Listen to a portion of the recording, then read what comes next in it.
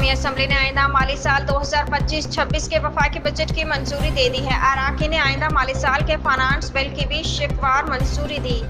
कौमी असम्बली का इजलास स्पीकर अयाज सादी की ज़ेर सदारत मुनक्किद हुआ, जिसमें अराकीन ने आइंदा माली साल 2025-26 के वफाकी बजट की कसरत राय से मंजूरी दे दी। बजट का मजमूई हजम 17,600 अरब रुपए है, जिसमें मजमूई आमदनी का तखमीना 19,400 अरब रुपए रखा गया है।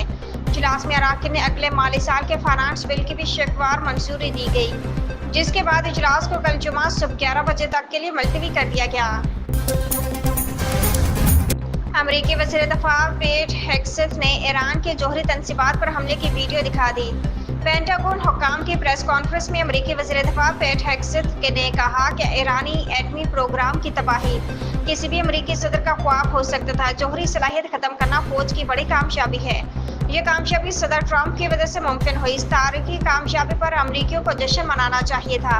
उन्होंने कहा कि बाज़ अमरीकी चैनल मनगढ़ंत खबरें चला रहे हैं। अमरीकी सदर ने तारीख के सबसे मुश्किल फौजी हमले का हुक्म दिया।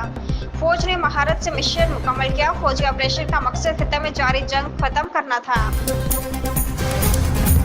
अमरीकी सदर डोनाल्ड ट्रंप का कहना कि फील्ड मार्शल आसिम मुनीर शानदार शख्सियत के मालिक हैं।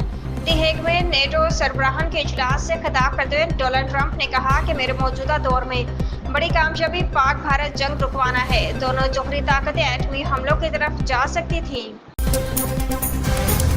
इसराइली वज़ीर-ए-आज़म नेतन्याहू ने ईरानी सुप्रीम लीडर आयतुल्लाह अली ख़ामनेई के वीडियो पैगाम के बाद सोशल मीडिया पर बयान जारी किया है।